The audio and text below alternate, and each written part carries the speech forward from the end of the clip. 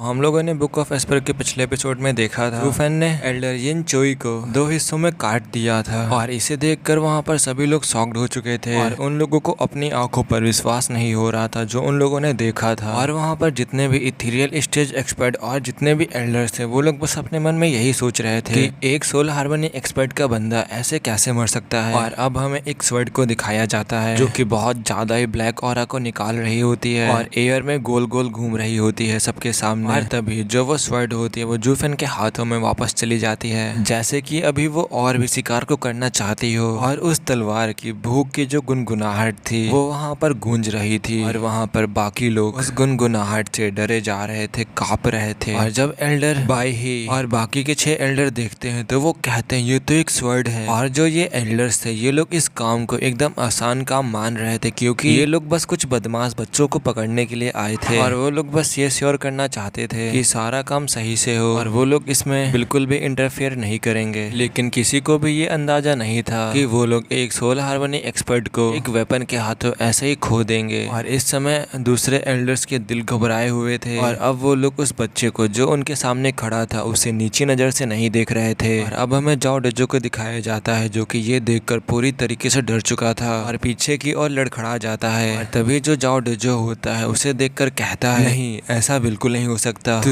तुम एक soul harmony expert को कैसे मार सकते हो। तभी जो जूफेन होता है वो कहता है हाँ मैंने पहले ही कहा था कोई भी एक कदम मेरे से आगे नहीं बढ़ा सकता है। और फिर तभी जूफेन इसको इग्नोर करके अपने हाथ के साथ स्वर्ड को फ्लिक करता है एक कोल्ड स्माइल के साथ में। और इस टाइम पर जूफेन एक सुप्रीम मोनार्च जैसा दिख रहा था। और जो ये एल्डर्स थे पहले तो उन्हें जूफेन की बिल्कुल भी परवाह नहीं थी लेकिन इस बार वो लोग इतनी जल्दबाजी नहीं करेंगे और अगर थोड़ी सी भी जल्दबाजी करते हैं तो वो अजीब से दिखने वाली तलवार जरूर ही इन्हें मौत की सजा देगी। और फिर तभी हमें एल्डर बाई ही को दिखाया जाता है जो कि पूरी तरीके से पसीने से लथपथ थे और वो कहते हैं आखिरकार ये अजीब सी चीज है क्या। और दूसरे लोग भी एकदम वैसे ही थे, उस स्वर्ड को देखकर पीछे हट रहे थे। और फिर तभी जूफेन अपने स्वर्ड को देखते हुए अपने मन में कहता है 6th grade sacred weapon Atlas sword. और इस समय भले ही जूफेन इस सेक्रेड वेपन को चलाने में थोड़ा सा लैग हो रहा था बट ये स्वर्ड इतनी शार्प थी कि सोल हार्मनी एक्सपर्ट को आसानी से मार सकती थी। और फिर तभी जूफेन एक हल्की सी स्माइल करते हुए उन सबसे कहता है अपने अपने हथियारों को निकालो। और ये शायद जूफेन का आखिरी टाइम हो सकता था जो किंचन की हेल्प करने के लिए और शायद जूफेन भी इस बार ना बचे। और तभी जो एल्डर बाई ही होते हैं वो चिल्लाते हैं और जूफेन की तरफ हमला करने के लिए आगे बढ़ जाते हैं। और वैसे ही एक ब्रॉड स्वॉर्ड उनके हाथों में अपीयर हो जाती है। ये एक था 9th ग्रेड का स्पिरिचुअल वेपन हेवेंस लेसर और जूफेन की तरफ मून कटिंग रिवर का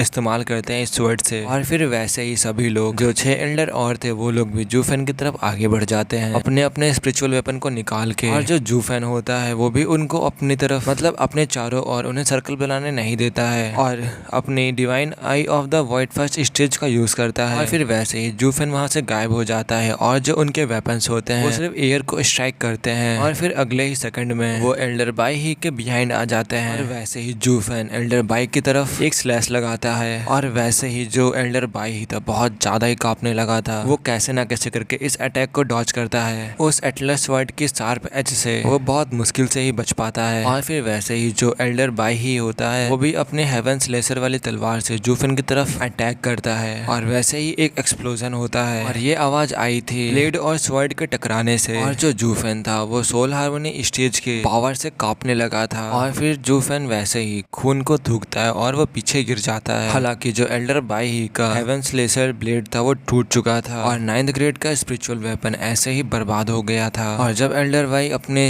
ब्लेड की तरफ देखते हैं तो वो हैरान हो जाते हैं और शॉक्ड में कहते हैं ऐसा बिल्कुल भी नहीं हो सकता, आखिरकार इसका वेपन है क्या। आखिरकार कैसे एक रेडियन स्टेज का कल्टीवेटर 9th ग्रेड के स्पिरिचुअल वेपन को डिस्ट्रॉय कर सकता है जो कि एक सोल हार्मनी एक्सपर्ट के हाथ में था। और जो दूसरे लोग थे वो लोग भी ये देखकर हैरान हो चुके थे और अब वो लोग इस फाइट को और भी ज्यादा सीरियस में लेने लगे थे। और अगर स्ट्रेंथ में देखा जाए जो जूफेन था वो क्लियरली इनसे बहुत ज्यादा ही कम था, बहुत ज्यादा ही कमजोर था बट उस स्वर्ड की वजह से जूफेन अभी भी उनके सामने टिका था। और जो यूनिवर्सल सेट के ऑलमाइटी जो एल्डर्स थे वो लोग इस लड़के से डर रहे थे। और फिर तभी जो एल्डर बाई ही होता है वो जाओ डोजो की तरफ देखते हुए कहता है आखिरकार तुम्हारे साथ गलत क्या है, क्या तुम हमें पहले नहीं बता सकते थे कि इसके पास एक गॉडली वेपन है। और फिर तभी जो एल्डर जाओ डोजो होता है वो हिचकिचाते हुए कहता है एल्डर बाई ही मुझे नहीं पता कि इसके पास ये वेपन कहाँ से आया, मुझे इसके बारे में बिल्कुल भी कुछ नहीं नहीं पता। और फिर जॉर्डो जो अपने मन में कहता है आखिरकार ये अभी और कितनी चीजें छुपा रहा है और इसने इस वेपन को तब क्यों नहीं निकाला जब ये डबल ड्रैगन गैदरिंग में ये लिंक के साथ फाइट कर रहा था। और अभी जो जूफेन के हाथों में जो स्वॉर्ड है वो जूफेन के हाथ में इतनी ज्यादा पावरफुल और इनक्रेडिबल और ऑसम दिख रही है। और अगर सोचो अगर ये स्वॉर्ड एक सोल हार्मनी एक्सपर्ट के हाथ में होती तो क्या ही होता। और फिर वैसे ही वो सभी एल्डर्स बारी बारी से और एक साथ में जूफेन के ऊपर हमला करने लगे, अपने वेपन्स के साथ जूफेन के ऊपर बारिश करने लगे और उसके साथ साथ वो लोग अपनी टेक्निक्स को भी उसके साथ अटैक कर रहे थे। और जो जूफेन था वो एक अटैक को डिफेंस कर पा रहा था बट दोनों अटैक को नहीं। और जब जूफेन मर जाएगा तो फिर ये एल्डर्स जूफेन के हाथों से ये स्वॉर्ड को चुरा लेंगे। और फिर वैसे ही जो जूफेन होता है दोबारा से अपनी divine I of the world का यूज करता है शिफ्ट का और फिर दोबारा से वहां से डिसअपियर हो जाता है और देन दोबारा से एल्डर बाई के पीछे आता है। और इस समय एल्डर बाई के पास कोई भी हथियार नहीं था और तभी जो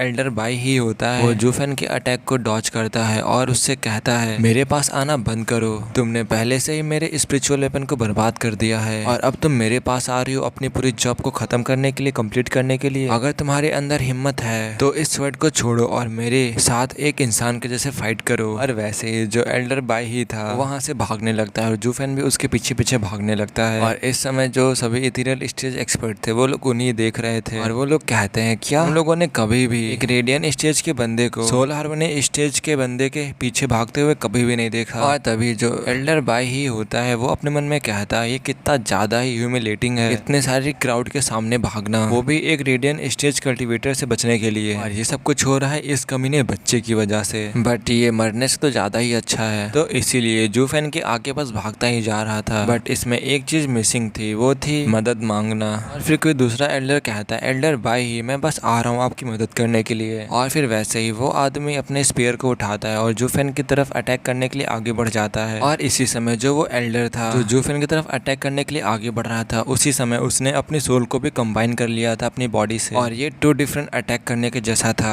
और अब जूफेन के पास अपने शिकार का पीछा करने के कोई भी रास्ता नहीं था। और इस टाइम पर जो जूफेन था वो भी सतर्क हो चुका था क्योंकि जो दूसरे एल्डर्स थे वो लोग भी जूफेन की हर हरकत पर नजर रखे हुए थे। और चाहे जूफेन जितनी भी उन पर हमला करने या फिर घात लगाने की कोशिश करे पर तब भी वो लोग तैयार थे। और इस समय जूफेन सिर्फ केवल और केवल लड़ सकता था। जूफेन अपनी आंखों में एक डरावनी चमक के साथ जूफेन ने अपनी तलवार को झटका और उस स्पेयर की तरफ फेंक दिया। और फिर वैसे ही जो जूफेन का जो आर्म था वो रेड कलर से चमकने लगा। और फिर वैसे ही जो जूफेन की तरफ इनकमिंग अटैक आ रहा था उस पे मुक्का मारा। और इस समय जो एल्डर था वो बहुत ज्यादा ही खुश हो चुका था और वो हंसते हुए कहता है हा हा हा, इससे कोई भी फर्क नहीं पड़ता चाहे तुम जितने भी स्ट्रॉन्ग क्यों ना हो, मेरे पंच के पीछे मेरी सोल है और अब तुम बिल्कुल भी नहीं बच सकते। और फिर वैसे ही जूफेन मुस्कुराते हुए कहता है हा हा हा, मुझे पता है और अब मैं तुम्हारे स्पिरिचुअल वेपन को तोड़ रहा हूँ। और फिर वैसे ही जूफेन की जो आंखें होती हैं वो गोल्डन कलर से दोबारा से चमकने लगती हैं। और जो दूसरे लोग थे वो बस खड़े होकर देखते ही रह गए। और इस समय एटलस और जूफेन ने अपनी अपनी पोजीशन को स्विच कर लिया था। और फिर वैसे ही एक एक्सप्लोजन होता है। इस समय जो जूफेन का पंच था वो उस स्पेयर पर लग चुका था जिससे कि जूफेन पीछे उड़ जाता है और ब्लड को थूकने लगता है। और अब जो वो एल्डर का पंच था वो फेस करने वाला था डिमोनिक स्वर्ड को